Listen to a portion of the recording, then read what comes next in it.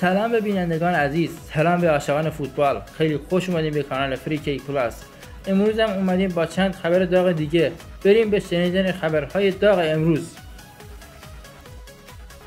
به گزارش فری کیک پلاس، باشگاه پورتو قیمت‌های نهایی طارمی را مشخص کرد و همچنین قصد ندارند از این مبلغ کمتر بازیکن خود را بفروشند.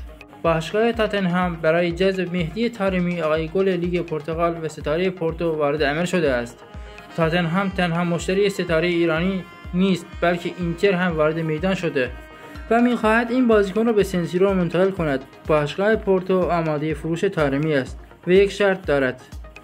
باشگاه پرتغالی برای فروش ستاره ایرانی مبلغ 30 میلیون یورو می‌خواهد. طبق گزارش‌هایی که رسیده از انگلیس 24 میلیون یورو آماده کرده است تا طارمی را جذب کند، ولی این مبلغ مورد نظر پورتو نیست. رئالی‌ها تکلیف امباپه را مشخص کردند.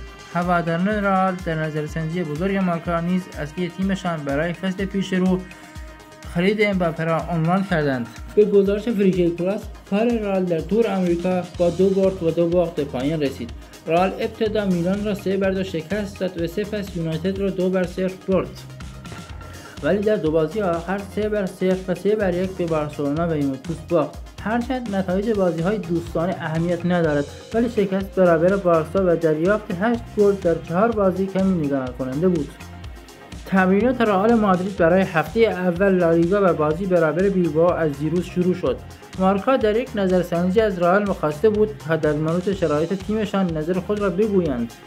در این نظرسنجی اکثریت معتقد بودند که عملکرد تیم در پیش فصل خوب نبوده و انتظارات بیشتری داشتند. بیشتر رئالیا معتقد بودند که کارلو آنچلوتی در طول فصل به سیستم 4-4-3 باز خواهد گشت و بعید است رئال 4-4-2 بازی کند.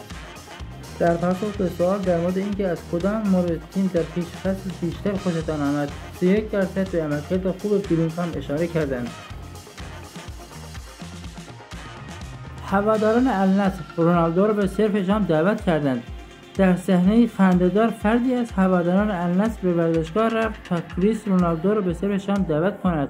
هواداران النصر هنگام خروج از ورزشگاه رونالدو را صدا زد و او سوگند داد تا دعوتش را برای صرف شام قبول کند. صحنه‌ای که خنده‌دار حاضران را برانگیخت. به نظر کریستیانو رونالدو به صحبت‌های هوادار النصر توجهی نکرد، اصلاً به سمت او روی نیاورده است.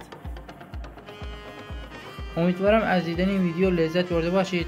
دکمه لایک و سابسکرایب رو بزنید. ورزش فوتبال یادتون نره.